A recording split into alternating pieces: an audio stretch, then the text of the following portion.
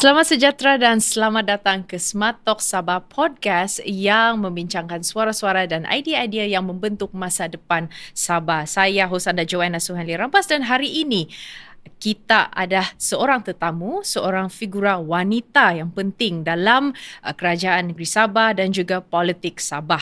Dan beliau adalah setiausaha politik kepada Ketua Menteri Sabah yang amat berhormat Datuk Sri Panglima Haji J. Haji Noor dan serta Ketua Wanita Parti Gagasan Rakyat Sabah ataupun PGRS sejak 2023. Beliau memegang watak sebagai yang penting dalam pentadbiran negeri dan juga landscape parti bagi memperkasakan suara wanita dan menyokong transformasi dasar sosial dan ekonomi Sabah. Dan beliau begitu aktif memperjuangkan 30% penyertaan wanita dalam badan pembuatan dasar dan juga politik. Bersama kita di studio pada hari ini, kekanda saya, Datuk Redona Bahanda. Apa kabar? Alhamdulillah, terima kasih Jo kerana menjemput kakak. Okey. Kakak ni dia lembut betul, tapi dia ni kita boleh rasa ketegasan kakak ni. Saya sebenarnya sebelum ini ada berjumpa dengan Kak Redona dan beliau sebenarnya memberi banyak kita masa tu saya ingat lagi di Kota Merudu ya. Yeah. Dan beliau cukup memberikan banyak inspirasi dan juga nasihat-nasihat lah pada masa itu. So I'm so glad that you're here today, Kak. Dan let's talk terus. Let's talk about wanita dalam politik. Since Kak Redona adalah seorang setiausaha politik kepada Ketua Menteri, juga sebenarnya pos saya dulu jugalah sebelum ini. Walaupun pentadbiran kita berbeza, tetapi kira I share the same sentiment lah dengan Kak Redona, right? So apabila kita bercakap tentang penglibatan wanita dalam politik di Sabah, right? So kalau kita melihat secara faktanya, Sabah mempunyai sejarah penyertaan wanita yang agak terbatas. So kita lihatlah statistik dia, pada tahun 2020 cuma 7 orang calon wanita saja yang memenangi kerusi DUN. Daripada 43 yang bertanding. Nah, manakala cuma 29 saja calon wanita yang hilang deposit ataupun undi dia agak rendah lah, right? So, ini pendapat Kak Redona sendiri tentang perkara ini. Sejak saya difahamkan from our previous conversation, Kak Redona sudah bermula politik sejak tahun 2002. Ya, kan? Betul. So, sudah melihat asam garam, roller coaster politik terutamanya di Sabah. So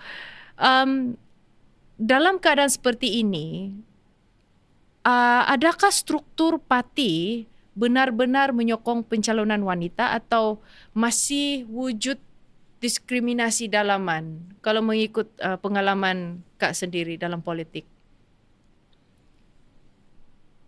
Macam mana saya mau jawab kalau mengikut pengalaman, kalau kita tengok pun jumlah wanita adun daripada negeri Sabah yang terdiri daripada wanita cuma 6 orang sahaja. Betul. Plus 1 adun dilantik menjadikan 7, tidak sampai pun 10%. Betul.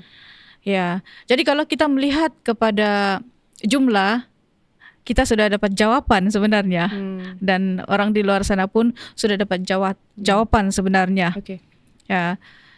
Cumanya kita melihat juga kepada realitinya, hakikat yang sebenar. Apabila mencadangkan nama wanita sebagai calon, kita kena melihat kepada kebolehan. Kebolehan itu kepada calon itu dalam satu package, boleh menangkah tidak. Jadi kita melihat kepada keseluruhannya. Namun kalau sekiranya wanita ini diberikan ruang dan peluang dan juga disokong oleh semua, termasuk lelaki lainnya, bukan wanita sahaja, tidak akan ada istilah kalah. Kalau disokong oleh semua, malangnya saya rasa peluang untuk wanita bertanding dan juga menang disokong oleh semua sebelum ini hakikatnya memang sangat nipis, kurang sebenarnya. Betul ya Jo? Betul. Setuju. Setuju. Jadi begitulah penilaian kakak. Okay, tapi ini pengalaman je lah. Joe pernah jadi calon juga kan. Jadi tadi Kak cakap tentang sokong oleh semua. Maksud dia sokong ini dari segi apa Kak? Dari segi mungkin maybe support kewangan maybe Kak, ataupun support jentera, atau macam mana Kak? Semua lah itu. Ya, dari segi keuangan, dari segi sokongan, dan apa yang membawa kemenangan itu adalah dari segi budget kena cukup, dan juga jentera juga, dan apa yang paling penting pada akhirnya adalah undi. Okay, this is very interesting. Sebab saya I don't know, this is my observation lah Kak, tapi correct me if I'm wrong. Kadang-kadang, dan minta pendapat Kakak juga sendiri, kadang-kadang saya terfikir ya, wanita ini, yes betul, dia ada satu kuota yang dia letak 30%. And I know Kak, you have been very vocal about this, that we have to reach 30% quota. Yeah. Tapi I still remember one of your statement, you said that kita sudah mencapai almost 30% dalam sektor lain, tetapi politik belum sampai lagi. Yalah, tadi pun kita tengok pun tidak sampai pun 10%. Jauh ya. Jauh. Okay. Tetapi saya ini minta komen daripada Kak sendiri ya. Tidakkah Kak melihat bahawa apabila just to reach 30% kuota itu, wanita ini sentiasa hanya disimpan untuk pemenuh orang bilang it's just untuk parti tu sampai 30%, and they say like, okay look, yes we have 30% of young people and juga women untuk menjadi calon, tetapi it's not a winnable place to stand. Do you see that? Yes. It doesn't have to say much. Yes. Memang so macam mana, apa pendapat Kakak, bagaimanakah kita mengatasi masalah ini, terutamanya di dalam struktur parti? Mana-mana parti lah, tidak semestinya dalam parti Kak, tapi kita ini bercakap bipartisan lah orang bilang. Macam yang Kakak katakan tadi itu, melibatkan semua perkara. Okay. Satunya, di mana calon itu tempat diletakkan. Kenalah di tempat yang betul. Ya. Kalau kau diletakkan di dun yang bukan kawasan kau bekerja, contohnya, ataupun kau tidak pernah bekerja dan kau tiada keluarga, tiba-tiba kau diletak di sana, memang susah lama menang kan? Ya. So tempat di mana calon itu diletakkan itu sangat penting juga, dan juga sokongan daripada semua. Apabila kadang-kadang wanita itu sudah diletak di situ, ada pula daripada kadang dalam parti sendiri pun tidak menyokong. Sedangkan keputusan daripada pucuk pimpinan sudah diletakkan bahwa ini adalah calon wanita diletakkan di sini. Okay. Jadi kalau kita melihat sejarah daripada 2002 lah sehingga sekarang, since Kak berkecimpung dalam bidang politik, ada perubahan gak Kakak lihat penglibatan wanita daripada 2002 sehingga sekarang? Atau sama juga masih cerita dia? Kalau di lapangan akar umbi, penglibatan wanita ini sebenarnya sangat menggalakkan dan sangat ramai. Saya boleh katakan bahwa penggerak utama di peringkat akar umbi ini adalah antaranya wanita. Kalau kita lihat di peringkat akar umbi, kampung-kampung yang menggerakkan jentera juga sebenarnya adalah wanita sebenarnya. So kalau dalam erti kata lain, wanita ini kira nadi lah untuk sesuatu bahagian itu. Iya, betul. Okay. Saya ingat lagi kalau wanita ini, kalau ini pengalaman dia, wanita ini dialah yang buat dia punya kajian sikap pengundi. Betul. Dia juga pergi house to house. Betul. Dia juga mobilisasi wanita. In fact rumah itu pun saya ingat lagi, kalau you manage to capture the woman of the house, meaning there is also possibility that you also manage to capture the whole house. So ini wanita lah yang memasak di rumah ni kan. Contoh dia begini, bang, dia bilang, kau undi lah ini bang, dia bilang saya ini makan. Ini betul. Pengalaman saya lah kan Kak. Okay. Tapi malangnya kita melihat pula wanita ini dia buat kerja sayap.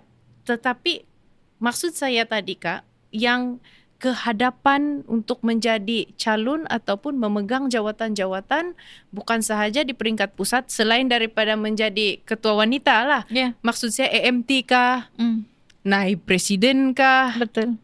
begitu. Ataupun kalau sudah berada dalam pembuatan dasar menjadi setpol, I think it's not an easy task to become setpol juga, sebab ini lebih didominasikan oleh kaum lelaki kan. Kalau ingat setpol saja, lelaki lagi, setpol lelaki lah ini kan. Tetapi banding dulu sekarang, bagaimanakah penerimaan Kak tengok dengan wanita di posisi yang lebih hadapan lagi? Perubahan dari 2002, when you started politics now, adakah lebih terbuka sekarang? Sekarang saya melihat lebih terbuka. Okay. Dan kita pun melihat upayaan wanita ini dan diperakui juga oleh orang ramai. Okay. Cumanya kalau dari sudut politik ini masih kurang lah. Jadi kita mengharapkan untuk ini kali lebih ramailah daripada wanita kan. Okay. Ya, saya melihat kepada ketelitian kerja wanita ini. Yeah. Ya, tapi ini perempuan dengan kita dua-dua wanita kan. Jadi kalau mungkin ada lelaki mungkin tidak bias lah kan. Cuma saya melihat, saya rasa lelaki pun akui ini. Yeah. Wanita ini kalau bekerja dia punya ketelitian lebih sedikit. No, we are not being feminist here. That's the reality kan. But betul. Itu sebenarnya saya setuju, sebab kita ni yang benda kecil pun kita boleh lihat. Tapi saya rasa kan Kak, dia begini, ini pendapat saya lah pula kan. Kalau ni perkara rather than kita ni mau berlawan dengan our male counterpart, sometimes saya rasa kan kita ini kan memberikan satu dinamik yang seimbang ni dengan kaum lelaki. Betul. Itu bagi pandangan saya lah. Rather than bilang kita mau mesti rather than we say that okay, kita ni mau berlawan sama lelaki, but why not there's a good synergy between men and women.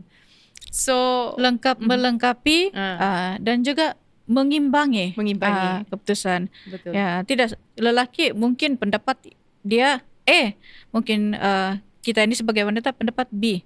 Jadi apabila membuat penilaian dan keputusan di tengah-tengah, jadi kita akan mendapat keputusan yang jauh lebih baik. Ya. Okey, bagaimana pula sambutan pengundi dengan calon wanita? Itu sebab selain daripada struktur parti, kadang-kadang isu dia juga, sebab kita ini let's be fair lah, we live in a patriarchal society kan, orang bilang. Jadi calon yang wanita ini sering berdepan dengan satu stereotip yang mengatakan bahawa diorang ni kurang pengalaman lah, tidak kuat lah politik, tidak kuat dia punya support lah segala bagai kan. Yang kita tahu lah budaya politik kita ni very patriarchal masih wujud. Dari kebanyakan pimpinan utama ini memang dikuasai oleh lelaki. Jadi saya ingat lagi, ini saya punya pengalaman lah dulu kan, which I find it quite irritating kan. Dia bilang jangan dulu kacau dia tu, sebab dia bilang dia jaga anak dia. You know what I mean, right? So there's like ada idea yang double, kita ni menghadapi double burden. Yes, betul, ada double burden dia kan. Memang kita di mana lagi hakiki kita sebagai seorang ibu, seorang isteri, seorang yang homemaker. Tapi dalam masa yang sama kita juga we are politicians tu lah kan. Tapi penerimaan tu, stereotype tu macam mana? I mean, I've been through that. So I don't know what Kak Redona, what do you think? Ya, memanglah kita akui. Kakak setuju. Cumanya mungkin pada mulanya, masa di awal penglibatan kakak dalam politik, saya menghadapi situasi yang sama. Stereotip wanita ini masa-masa hujung minggu ni tidak boleh kena kacau ni. Yes. Dia mesti dengan anak dia. Tetapi selepas kita bekerja hujung minggu pun non-stop bekerja, orang sudah mentaliti orang di kawasan kakak sudah ubah. Oh, tiada masalah. Dia ni hujung minggu pun kita boleh panggil dia juga. Dia okey saja. Within 24 hours kita boleh panggil dia. Dia standby saja tu okey juga. So mungkin juga pendekatan kita dan juga cara kerja kita itu yang penilaian dalam jangka masa yang lama lah. Ya, in fact saya rasa cara kita pun untuk approach perkara ini pun juga perlu diambil kira lah kan, Kak. Betul. Sebab saya ingat juga kalau saya turun kawasan, kalau betul-betul saya tidak ada orang jaga anak, saya bawa, saya angkut saja anak saya turun pergi kawasan. Betul. Even if you have to do that. So this is the thing, you must have more women pembuat dasar. Sebab kenapa? We see things differently lah kan, Kak. Kita boleh multitask. Betul. Yeah, and satu lagi saya mau tanya, kalau dalam PJRS lah, since kakak adalah seorang ketua wanita untuk PJRS, dan saya melihat juga bahawa wanita, in fact wanita di Samoa ini bukan kita kurang wanita, ada banyak sebenarnya, tetapi kurang mentor dan juga jaringan sokongan lah macam yang Kak bagi tahu tadi. Tapi dalam PJRS, apa strategi yang diambil oleh sayap wanita untuk memberikan motivasi ataupun support ataupun menarik lebih ramai lagi wanita untuk bukan saja not saja becoming support system for the party, tetapi untuk ke depan dan menggalas tanggungjawab yang berat. Okey, saya melihat sebagai ketua wanita kepada Parti Gagasan Rakyat Sabah, saya melihat kepada parti ini bukan hanya seorang wanita saja, ketua wanitanya saja pemimpin. Tetapi saya ingin orang luar di sana dan kita wanita Gagasan Rakyat harus membuktikan bahawa dalam parti ini ada ramai wanita sebenarnya yang hebat-hebat. Cuma mereka tidak kelihatan sebab mereka tidak memegang jawatan. Ketua tu hanya satu sahaja. Maka dengan itu apabila saya mencadangkan YB Senator Datuk Annabel selaku ketua penerangan wanita Gagasan Rakyat sebagai senator, alhamdulillah ketua menteri menerima cadangan juga dan juga mengangkat memberi peluang kepada YB Annabel untuk menjadi senator. Jadi dalam satu parti kita tidak boleh meletakkan hanya seorang pemimpin, tetapi harus mengetengahkan lebih ramai kepimpinan. Dan kita jangan jadi macam ketam.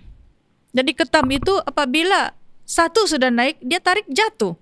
Dan apabila seorang pemimpin itu sudah naik, kita tariklah pula pemimpin-pemimpin yang hebat itu untuk naik bersama-sama dengan kita. Itu baru kerja berpasukan. Kalau kau mau pergi cepat, mau cepat, jalan seorang. Tapi kalau kau mau kuat dan lebih lama, kena kerja dalam satu pasukan. So kakak lebih kepada bukan kakak seorang, tetapi kakak mau lihat lebih ramai pemimpin-pemimpin wanita itu yang hebat. Dan sebenarnya memang sangat ramai. Cumanya orang tidak tahu. Salah satu contoh juga ketua penerangan kakak sekarang yang sudah jadi senator, itulah YB Annabel.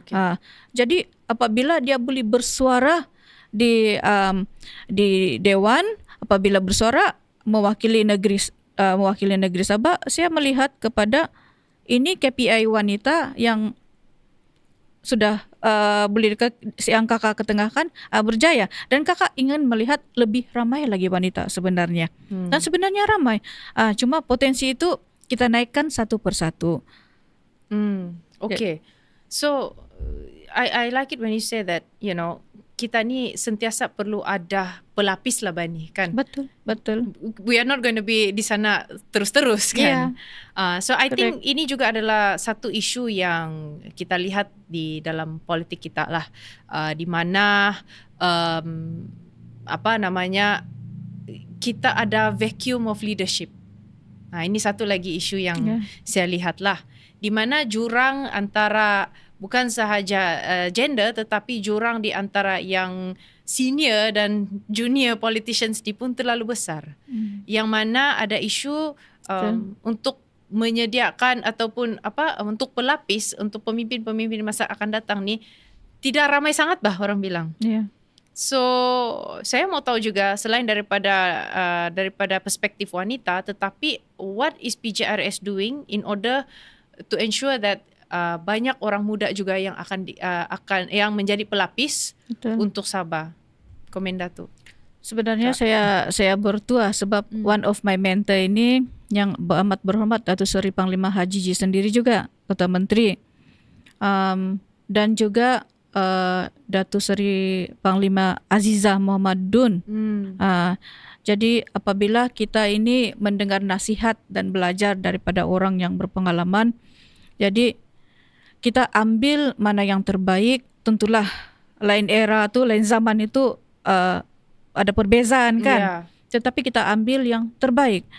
Dan saya melihat kepada kepimpinan dalam Parti Gagasan Rakyat Sabah ini mengetengahkan pemimpin-pemimpin muda. Kalau kita lihat sendiri juga, contohnya daripada pemuda sendiri. Daripada pemuda sendiri, YB Datuk Fairuz, Tuan Azrul selaku pengarah Ikrar telah menunjukkan diorang punya kepimpinan dan juga credibility masing-masing. Dan ini sebenarnya adalah boleh dikatakan daripada Parti Gagasan Rakyat Sabah sendiri, orang muda. Dan juga Ketua Belia Wanis juga Amy, bersama-sama dengan IPTS, program-program dengan belia-belia. Jadi inilah pemimpin-pemimpin muda yang telah diketengahkan oleh PGRS, Parti Gagasan Rakyat Sabah. Dan macam juga wanita tadi, dan kita pun ingin melihat lebih ramai pelapis-pelapis daripada kepimpinan-kepimpinan muda ini. Sama ada pemuda ataupun belia wanis. Yeah. Are we going to see more women in this election nanti? Calon dia, of course. InsyaAllah. Melihat kepada pemimpin nombor 1, Ketua Menteri ini, dia memberikan peluang kepada wanita. Tengok saja daripada perlantikan senator baru-baru ini tahun 2023. YB Dato' Anabil diberikan peluang. So tidak mustahil untuk PRN kali ini. Ya. Satu soalan lagi. So Kak sentiasa sentuh tentang kuota 30% ni kan? Iya. Ya. Okay, now ini minta juga komen Kakak tentang kuota 30% ini yang dalam politik sebenarnya dimaksudkan untuk kita membantu meningkatkan penyertaan wanita. Betul. Tetapi kalau saya melihat dia juga adalah pedang dua mata. It can be a double-edged sword. Why? Dari sudut positif, kita melihat kuota ini memberi laluan kepada wanita untuk diketengahkan lah dalam politik. Tetapi yang mungkin sebelum ini berat sebelah kepada lelaki lah kan. Dan kita lihat makin ramai wanita. Tetapi dalam masa yang sama juga, in fact, kuota ini dapat membuka pintu lah yang luas kepada wanita. Tetapi dalam masa yang sama juga, ia boleh dijadikan sebagai had maksimum. Kan? So, yes, dia boleh menjadi satu batu loncatan 30% ni, tetapi di sebaliknya ia juga boleh mendapat menjadikan dia sebagai head maximum di sana. So how do you balance this? Bagaimanakah kita apa komen Datuk tentang 30% kuota wanita ni? 30% kuota wanita ini sampai sekarang dia setakat retorik sahaja. Iya. Ini baru 30%. So memang kalau kita tengok 30 itu sebenarnya jumlahnya kecil sebenarnya. Jadi kalau kita letak pun 30 hadkan kepada hanya 30%, sekurang-kurangnya sudah mencapai 30% daripada sekarang pun tidak sampai pun 20%. Kalau di peringkat ADUN tidak sampai 10%. Di peringkat parlimen tidak sampai 20%. Correct me if I'm wrong, betul kan? Nah, jadi sekurang-kurangnya kita letakkan dulu 30%, sekurang-kurangnya 30% dicapai. Kalau sudah tercapai 30%, maksudnya dia mungkin diangkat boleh lebih lagi lah jumlah tuh. Cuma sekarang nih, persoalan sekarang nih 30% tuh masih menjadi retorik. That's the point. Yeah, that's very interesting because you see, that's why I said I'm looking at this as double-edged sword. So saya ingat lagi pernah I think Tan Sri Rafida Aziz juga cakap, dia cakap there should not be 30% quota. Yeah. Okay, you should be, you know, be seen from your merits. Dia cakap begitu kan. Betul. Which I totally agree with Tan Sri Rafida, you know, with all due respect. Tetapi the problem is, from your time since now, I don't see it reaching 30% yet. Betul. So, you know, I mean like, as I said, you know, perkara ini, and I think the way how we deal with this is kita wanita, we have to empower our wanita. Yes. Kita sendiri kena empower Betul, wanita. Dan betul. saya suka betul apa Kak Redona cakap tadi, jangan jadi ketam. Iya. Kau naik, kau kena Iya. tarik balik, pergi bawah. Dan kakak juga agak terkilan dengan mana-mana kenyataan wanita yang tidak bersetuju dengan kenyataan kakak itu yang 30% itu yang at least kita capai dulu tuh 30% tuh, 30% tuh. Sebab bagi kakak sebagai semua wanita ini kena sokong sebenarnya. At least 30% tuh kita capai itu 30% dahulu. Kalau tidak pun ada pertambahan. Memanglah itu bukan soal 30%, tetapi soalnya itu wanita boleh menangkah tidak. Tetapi kalau ada di antara wanita yang cakap itu 30% itu tidak penting, Aina, masalah lah. Masalah lah kalau tidak mau sokong wanita. Janganlah begitu. Kan Jo? Jadi orang bilang ndak juga the world won't go around and won't go anywhere without the women juga. Iya, wanita kita tidak tamak. Iya.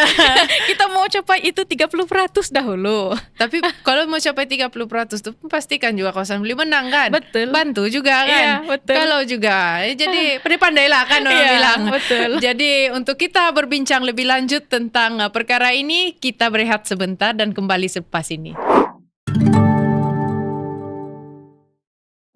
Okey, kita kembali lagi ke segmen seterusnya. So tadi kita bercakap tentang wanita dan politik di Sabah, dan sekarang ini kita beralih pula kepada peranan Kak Redona sebagai setiausaha politik dalam pentadbiran negeri. Dan peranan setiausaha politik ini dengar macam glamour lah, tapi sebenarnya bukan glamour.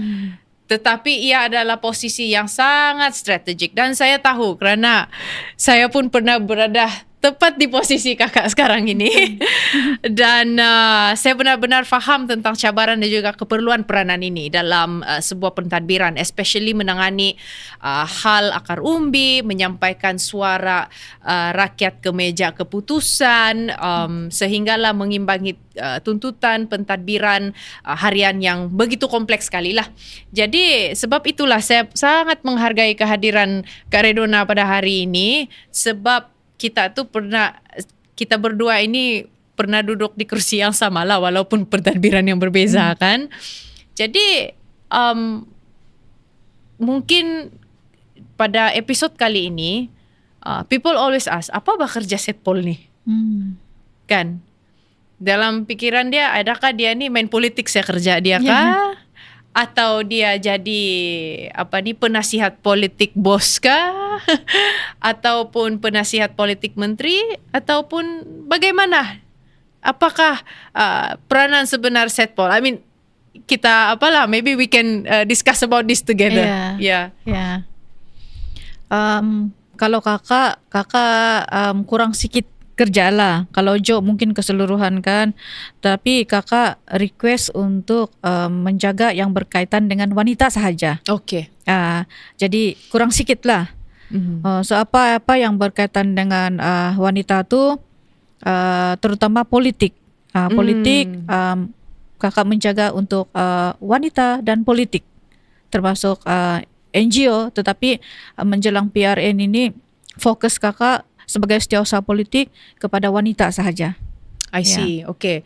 Mungkin kita boleh, if I may add lah, maybe kita boleh terangkan sedikit lah kali ya apa peranan setiausaha politik ni. So secara ringkas saya rasa lah kan Kak, kalau ini pendapat, ini saya punya pengamatan lah tentang, sebab kadang-kadang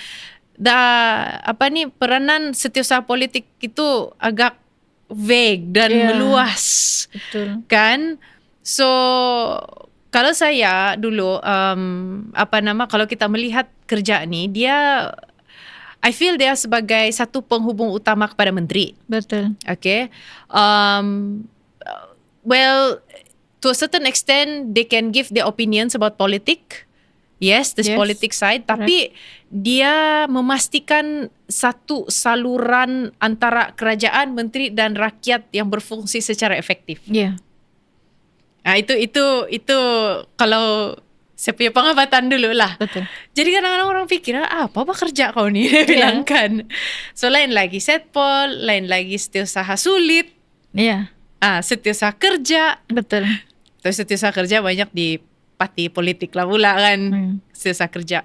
And then setiausaha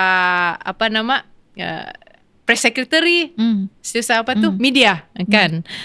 So kira dia ni dikatakan orang kanan lah Bani ya, begitu. So kalau bagaimana kalau menjaga dengan wanita sahaja, but at the same time seorang kakak juga posisi yang menyeimbangkan keperluan politik dengan pentadbiran sekarang. Betul. So apa cabaran Sofa menjadi setpol ni? Wanita. Cabarannya sebenarnya walaupun menjaga wanita, tapi apabila sudah menjadi setiausaha politik, dia merangkumi lelaki pun ikut juga. Kita bukan jaga tu wanita juga. Dalam masa yang sama, yang lelaki pun kalau jumpa dengan kita kena berurusan juga. Jadi sebagai pengantara di antara ketua menteri dan juga orang yang menyampaikan semua permasalahan itu kepada kita sebagai orang tengah, adalah tanggung jawab kita untuk membawa dan menyampaikan. Kita ini macam jambatan, Mbak. Jambatan, betul. Daripada orang kampung itu, daripada kawasan ataupun siapa saja, laporan tu untuk kita sampaikan.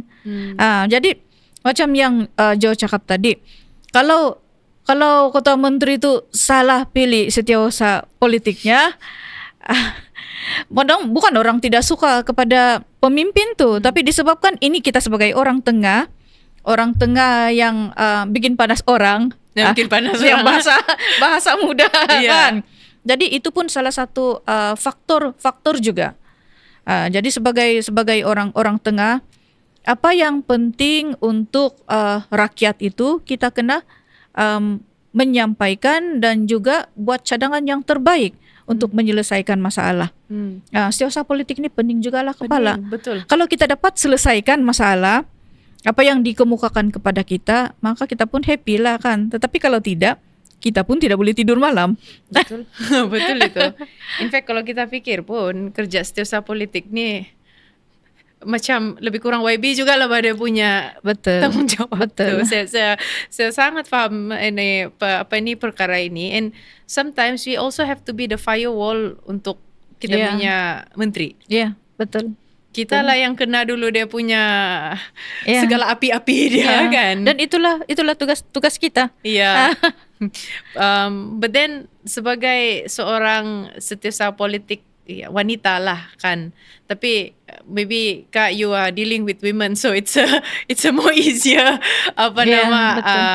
it's not so, dia mencabar, tetap mencabar. Of course mana-mana pun memang mencabar, tetapi I just wanna confirm berapa wanita setpol lah dalam pentadbiran JRS? 2. Kalau di JKM 2. Saya kurang pasti kalau Kalau di CM punya office sajalah. Kalau CM punya office ada 2 saja. 2 wanita. Ya, 2 wanita. Okey. Setiausaha politik. Kakak ada kawan lah. Ya. Ya. Alhamdulillah. Ada kawan lah. Yeah, but I feel that memang kita ini kerja dia balancing act lah, betul kan? Yeah. Orang bilang. Anyways, I would like to bring our conversation hari ini into a more, since kakak ni setiausaha politik kepada Ketua Menteri. Obviously you are dealing with politics, understood. It's going to be more of women punya isu, tetapi dalam masa yang sama juga saya rasa para pendengar ini dia cukup berminat untuk mendengar komen daripada Kak Redona sendiri tentang perkembangan politik di Sabah sekarang ini, terutamanya menuju PRN yang tidak lama lagi. Alright, orang bilang kita ni di ambang-ambang sudah lah ini sekarang. Bila-bila masa sejak. Dan dalam masa yang sama, beberapa hari lagi akan datang, akan ada AGM PJRS. Alright, and saya tertarik untuk mendengar feedback daripada setiausaha politik sendiri, ya, Ketua Menteri, tentang perkembangan politik menuju pilihan raya, iaitu berkenaan dengan slogan yang sentiasa diperkatakan. Tapi sebelum itu, slogan apa ni? Sabah for Sabahan. Kan, it's going to be, it's very hot topic sekarang, di mana menjelang pilihan raya, of course, antaranya isunya adalah pembahagian kursi di antara coalition. That's one, okay.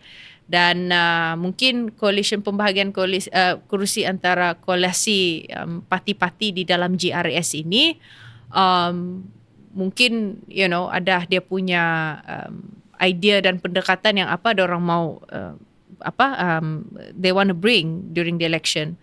So baru-baru ini convention PBS dan STAR, dan di sana kedengaran suara daripada Akar Rumbi STAR dan juga PBS yang mengatakan bahwa JRS Solo kan. Okay. Dan apabila kita melihat media, banyak pula yang ingin membawa JRS pilihan raya kali ini kepada bukan saja Solo, tetapi slogan dia lebih kepada Sabah for Sabahan. Of course PJRS dia punya slogan is rumah kita jaga. Kan? So adakah slogan Sabah for Sabahan ini bagi pendapat Kak Redona sendiri? I'm sure for the last how many years you've been a Setpol, Kak Redona sudah banyak turun pergi Akar Rumbi. Saya tengok social media Kak Redona pun non-stop bah. Tapi adakah slogan Sabah for Sabahan ini menggambarkan apa yang berlaku di peringkat Akar Rumbi? Ini pandangan Datuk Kak sendiri tentang slogan ini. Kena jujur, ya. Jujur. Ya. Apabila kakak masuk di kampung, memang rumah kita jaga. Tetapi saya mendengar sendiri kepada masyarakat di kampung itu, pembangunan di setiap kampung itu juga diperlukan. So mereka melihat kepada siapa yang bawa pembangunan di tempat mereka, dan juga siapa yang membantu masyarakat di setempat itu. Ini seluruh Sabah. Tapi walau macam manapun, apabila GRS ini, Gabungan Rakyat Sabah ini ditubuhkan, dan PJRS ini antara salah satu komponen dalam GRS ini, pemimpin-pemimpin di dalam GRS ini telah bekerja keras. Apabila saya hanya akan bercakap untuk Parti Gagasan Rakyat lah, ya. Apabila di antara pemimpin-pemimpin dalam Parti Gagasan Rakyat itu turun padang dan juga berjumpa dengan pengundi-pengundi, dengan rakyat semua, mereka melihat bahwa ini adalah pemimpin-pemimpin yang dekat dan mengambil prihatin kepada masyarakat. Jadi untuk slogan rumah kita jaga sebenarnya sudah sampai masanya. Sudah sampai masanya untuk rakyat Sabah ini satu hati, Okay. satu hati, dan saya melihat kepada parti-parti lokal parti khasnya di negeri Sabah ini seiring sejalan dan seia sekata, orang kata bersama-sama untuk memimpin negeri Sabah ini. Kerana kita ingin melihat kepada masa depan negeri Sabah 20 tahun, 30 tahun. Apa akan jadi selepas kita sudah tiada di negeri Sabah ini. Jadi apa kesinambungan untuk anak cucu kita nanti.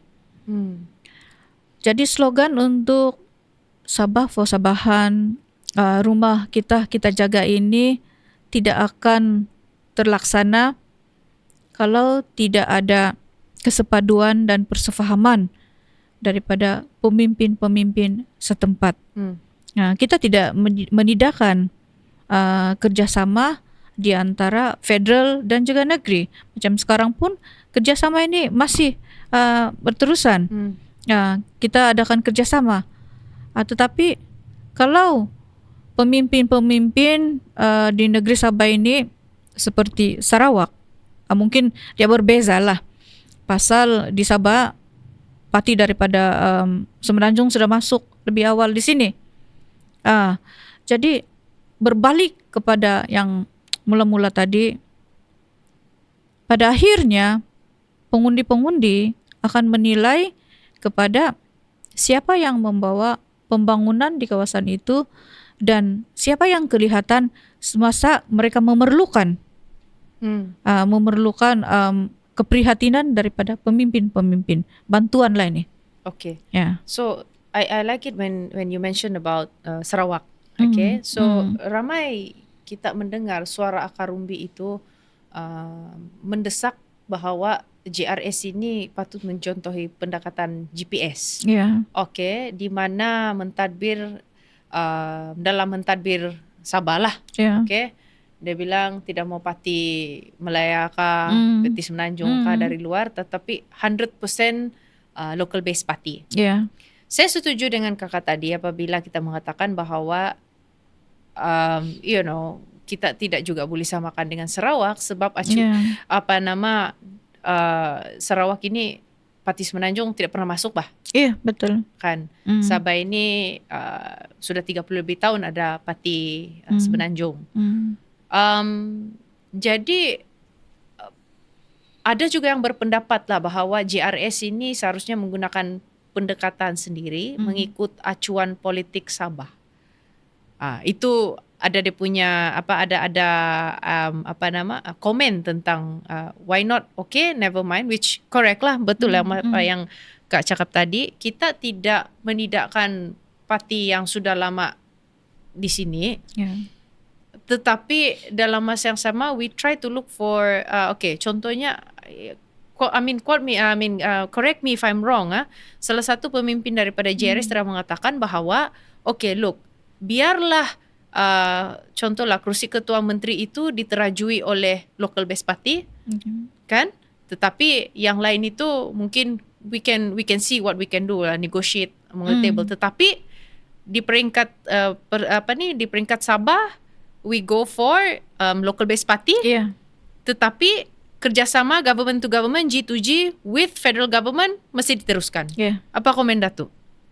Kak Datuk. Dan saya setuju sebab sekarang ini pun inilah yang kita buat sekarang. Ketua menteri daripada local party, daripada negeri Sabah, tetapi kerjasama di peringkat federal masih ada. Kita tidak mau merosakkan kerjasama di peringkat federal, tetapi apa yang kita mau adalah kepimpinan di negeri Sabah ini biarlah pemimpin-pemimpin itu daripada local party. Bagi pendapat saya lah. Yeah. You think kalau saya bawa kakak melihat you as Sabahan lah, janganlah kira you as Sabahan pengundi di Kota Merudu kan. Do you think Sabah will ever become like Sarawak is a local 100% local based party, or if it does, adakah dalam masa terdekat kah ataupun pengamatan kakak sendirilah. Will we ever reach that? Insyaallah. Ya, insyaallah kita akan untuk PRN 17 ini, di sinilah kita akan melihat sebenarnya. Sebab apabila saya turun ke 73 DUN nih, agak susah juga saya mau jawab sebenarnya. Ya. Agak susah saya mau jawab. Ya. Ya. Sebab lain DUN, lain sentimen dia. Betul. Ya. Tapi kalau saya katakan memang inilah masanya, inilah penentunya sebenarnya. PRN 17 ini adalah penentu untuk local party ini, betul-betul menunjukkan semangat Sabahan itu. Oke. Tapi saya juga mau bawa nih persoalan dia begini. Banyak local based party kita. Oke. Semua pun mau memperjuangkan tentang hak Sabah. Sabah for Sabahan, right? Tapi masalah dia, kita local based party ini susah mau berduduk ini. Honestly speaking, this is what I see kan. Jadi selagi pemimpin-pemimpin local based party Sabah ini tidak boleh duduk sehati dan sejiwa. Betul. I think untuk kita sampai macam GPS ini pun agak sukar lah orang bilang. Jadi for me think for yourself as a Sabahan dulu. Kan kalau saya boleh ubah slogan tu sebenarnya, kalau saya lah Kak, is Sabahan for Sabah. Rather than Sabah for Sabahan, dia seolah-olah memberikan you satu ruang yang tertutup, yang bahwa Sabah ini adalah untuk orang Sabahan saja, which is true of course, yes. Tetapi dia memberikan satu persepsi di mana ini kotak kecil kosong dan ini adalah Sabahan saja. I like it when my last episode dengan Datuk Roger Chin, dia cakap Sabah for Sabahan ini tidak kira lah you orang Sabah kah, you bukan orang Sabah, tetapi you are fighting for Sabah. That is what Sabah for Sabahan is, dia bilang. Tetapi bagi saya pula, saya lebih melihat, kalau kita dapat melihat ini, slogan ini adalah Sabahan for Sabah. Why? Reason being is that kita berfikirlah dulu sebagai orang Sabah. As a Sabahan, what are you going to do for Sabah? Rather than Sabah, what Sabah can do for me, but what you as a Sabahan can do for Sabah. Itu pendapat saya lah Kak. Betul. Betul. Slogan tu, dua-dua boleh pakai lah. Tapi kita tengok mungkin menuju pilihan raya ni, you know, what you as a Sabahan can do for Sabah. Betul. So kita move on lagi dengan moving towards pilihan raya PJRS. Kita tahu kerajaan Sabah ini di bawah pimpinan JRS dan parti tunjang dia adalah PJRS. Memang sudah laksanakan banyak inisiatif over the last 5 years, alright. Dan pada masa yang sama, semakin kuat kedengaran keluhan rakyat. Okay, kita tengoklah social media Kak, tiada lain dan tidak bukan air, elektrik, jalan raya punya isu. Saya panggil di 3 serangkai punya masalah lah, kan? Jadi apa sebenarnya cabaran yang dihadapi oleh kerajaan untuk menyelesaikan isu ini, dan bagaimanakah PJRS, parti PJRS lah, sebagai peneraju kerajaan melihat perkara ini dari sudut keutamaan?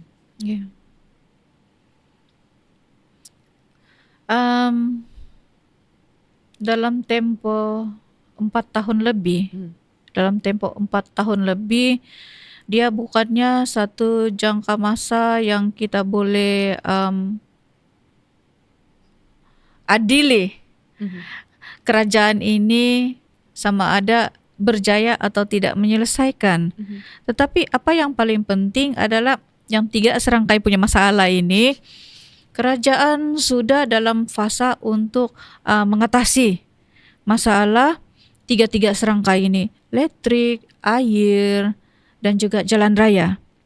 Jadi insya Allah kalau diberikan penggal-penggal yang banyak lagi penggal, kita bukan cakap 100% akan selesai.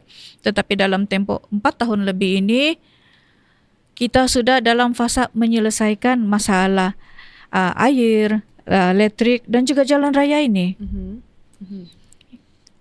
Iya Jo. Okay, so isu dia ni kiranya, tapi saya melihat isu ini dia lebih kepada isu yang sudah lama sudah begini, tapi tidak pandai selesai sampai sekarang. Are you saying that, I mean, ini adakah isu legasi kah, apakah perkara ini? I mean, as a from PJRS side lah. Ya, saya tidak akan cakap ini adalah masalah daripada cakap legas ini masalah daripada zaman-zaman dulu lah. Ini masalah memang sudah wujud, dan mana pun kerajaan selepas ini, sama ada GRSK ataupun contohlah orang mau tukar kerajaan sebab boleh selesaikan masalah. Keperluan asas ini bukan perkara mudah untuk diselesaikan. Dia bukan totally akan terus just begitu selesai. Dia tidak akan selesai 100%. Tetapi apa yang paling penting dalam kerajaan GRS ini, saya daripada zaman dulu juga kita menghadapi masalah yang sama juga. Tetapi dalam kerajaan ini sudah sedaya payah untuk menyelesaikan masalah, dan yang sebenarnya kerajaan ini cepat bertindak dalam menyelesaikan masalah-masalah. Jadi saya tidak maulah kasih kait yang lama dengan yang sekarang. Apa yang saya mau cakap sekarang adalah kerajaan sudah dalam fasa-fasa untuk menyelesaikan masalah ini. Khasnya paling utama ini masalah air dengan listrik lah. Iya.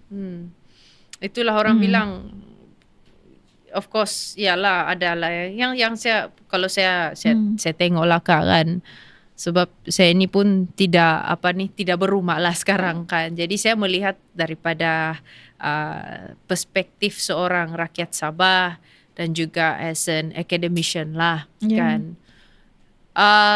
Daripada bertunding jari pemimpin ini, tunding pergi bibi, tunding pergi kadang-kadang rakyat ini bosan tengok perkara begini. Hari ini surat kabar bilang kau punya salah dulu, dia bilang. Keluar lagi besok punya surat kabar, alamak kau punya salah itu dulu, dia bilang. Dan saya rasa ini menyebabkan ramai pengundi-pengundi kita, terutamanya orang muda, dia orang sudah mencapai satu tahap political apathy, di mana dia bilang tidak guna juga kita mau masuk mengundi ini kalau dia bilang tiada penyelesaian. Betul. Kalau saya lah kan Kak. Dan saya melihat juga dalam my research, turun pergi kawasan, and I've looked at it, dia orang cakap daripada kau bergaduh bilang kau punya salah, saya punya salah, just go down and just deal the work lah, dia bilang. Betul. Dan saya rasa ini juga akan menjadi satu penentu arah kepada keputusan pilihan raya juga. Dia akan tengok, daripada you said dia mau tengok, siapa yang mampu untuk betul-betul mengurus tadbir isu-isu seperti ini. Betul. Dan kalau melihat juga ialah isu-isu, mungkin ada isu kelemahan daripada struktur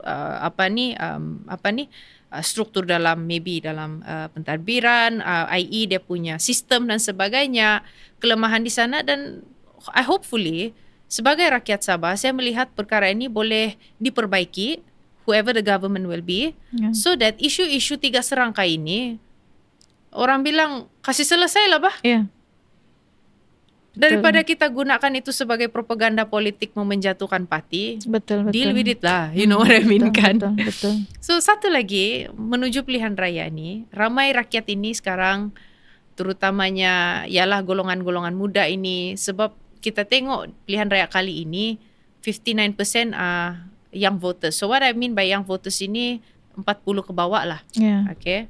Diorang ni lebih peka dan kritikal dengan apa yang berlaku di social media. So dalam suasana bagaimanakah PJRS memastikan bahawa imej kerajaan ini telus, dan terbuka dan bersedia, right? Lebih-lebih lagi kita menghadapi bukan saja cabaran pilihan raya, tetapi mengekalkan fokus kepada dasar dan juga cabaran integriti kepimpinan.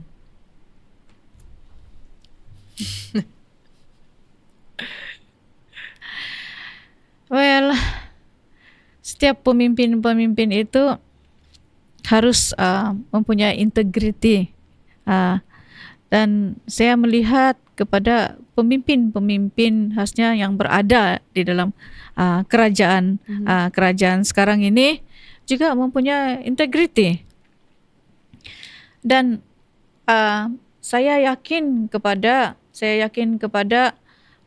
kepimpinan yang melahirkan generasi muda, mentor daripada pemimpin itu sangat signifikan dalam melahirkan generasi-generasi yang mempunyai integriti berdasarkan track record pemimpin-pemimpin. Okay. Ya, so itulah Jo. Ya. So pilihan raya nanti ini again, are we going to see more? Ada apa nama? Are we going to see new faces more this time? Atau harapan maybe new faces kah? Ataupun kadang-kadang orang bilang orang sama, yang muka sama, saya ada bilang. Sebenarnya orang yang sama kalau masih diperlukan, why not kan? Dan kemudian juga kita perlu keseimbangan itu di antara orang yang lama dengan orang yang baru. New faces. We need pemimpin-pemimpin baru juga. Dengan yang pemimpin lama dan masih boleh bekerja dan pengundi masyarakat masih mau di kawasan itu, kita teruskan. Sebab keseimbangan dalam kepimpinan di dalam kerajaan itu sangat penting. Kalau semua orang muda Jo, kita bayangkan apa akan jadi kepada kerajaan kalau semua orang muda. Dan apa akan jadi kepada sebuah kerajaan kalau semua orang tua juga. Semua orang tua. Jadi balance itu sangat penting. Yang tua harus menerima orang baru. Kalau tidak ada orang baru, macam mana kita ada pelapis dan macam mana kesinambungan kepimpinan.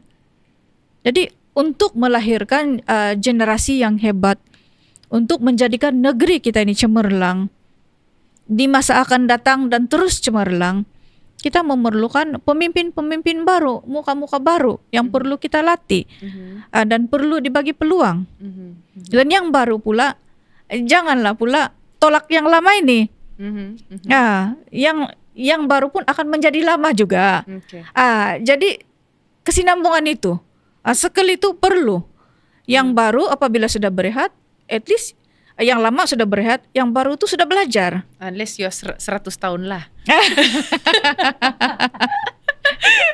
Kalau 100 tahun pun oke juga lah.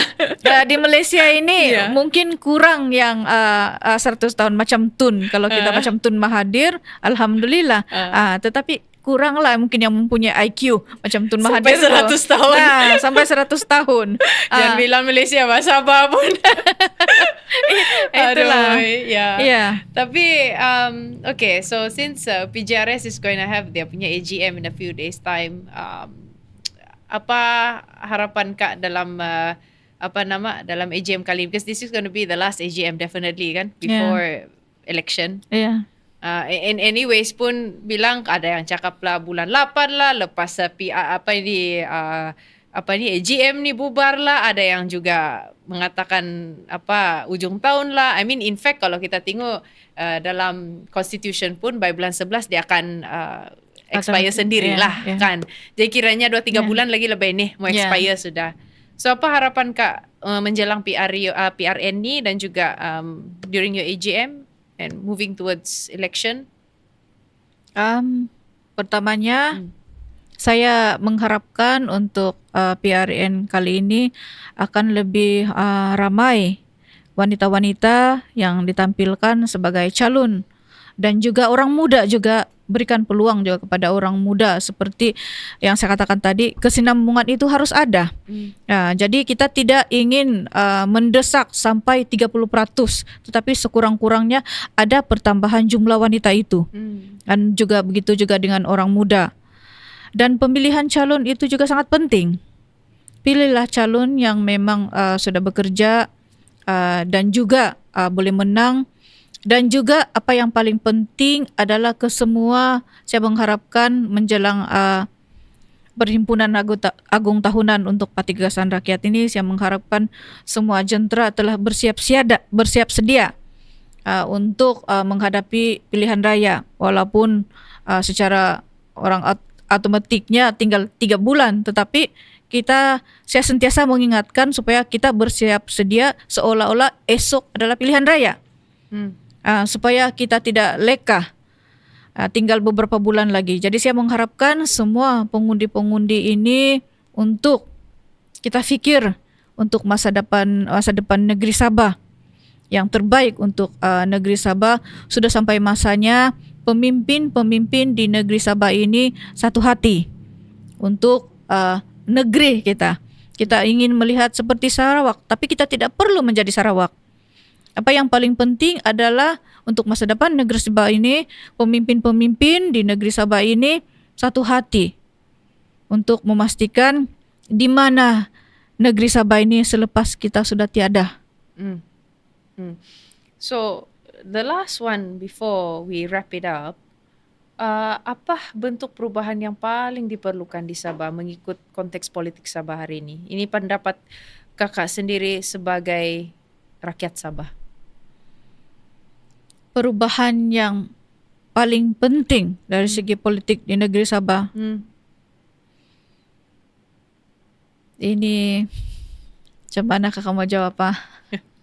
Adakah kepimpinan kah, sistem kah, ataupun budaya politik kah, or just one, apa yang perlu, yang paling diperlukan di Sabah untuk politik ini supaya lebih inklusif dan matang? Daripada sikap tu pemimpin sendiri. Bersatu hatilah kan. Ya. Daripada sikap itu pemimpin. Sebab itulah kakak susah mau jawab. Susah mau jawab pasal kalau macam kita 2 orang saja Jo, kita bercakap di luar sana masih sama, tidak guna juga. Ya. So dalam wanita pun sama juga. Not even 10% pun wakil rakyat. Jadi kita bersuara pun pada hakikatnya tidak akan terlaksana juga, tidak akan berjaya juga. Jadi sama juga. Balik kepada tadi, pemimpin-pemimpin itu harus sepakat, duduk bersama-sama, bincang bersama-sama. Dalam masa yang sama juga tambahlah itu wanita, supaya keputusan itu lebih adil. Bukan lebih adil, keputusan itu orang cakap apa? Lebih saksama lah. Lebih saksama. Ya, betul. Ya. Oke, terima kasih Kak Redona kerana bersama-sama kita pada hari ini dan menjawab soalan-soalan yang telah dikemukakan tadi, dan semoga kita berjumpa lagi di mungkin episod yang akan datang selepas ini. Dan I wish you all the best, Kak. I mean, there are rumors are saying that you might become a calon or not calon, but whatever it is, bagi saya, we need more young ataupun more women pemimpin macam kakak di Sabah. Macam jauh juga. Thank you.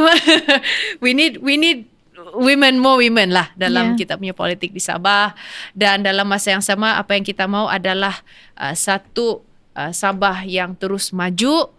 Dan lebih banyak lagi pemimpin-pemimpin yang akan dilahirkan yang fokus untuk berpaksikan rakyat dan juga untuk kemajuan Sabah di masa akan datang. Jadi terima kasih sekali lagi Kak, dan semoga kita berjumpa lagi. Terima kasih Jo kerana mengundang Kak. All the best Kak. Okay. Dan kepada para penonton menjelang PRN Sabah yang kian hampir, kita harap hala tuju politik di Sabah ini akan terus matang, inklusif dan juga berpaksikan rakyat. Dan semoga politik Sabah terus melahirkan kepimpinan yang jujur, yang berani dan juga berjiwa rakyat. Terima kasih bersama kami dan jangan lupa untuk ikuti kami di laman Facebook, TikTok, Instagram, Apple Podcast dan juga Spotify. Sabah Cakap, Malaysia Dengar. Kita jumpa lagi di episod yang akan datang.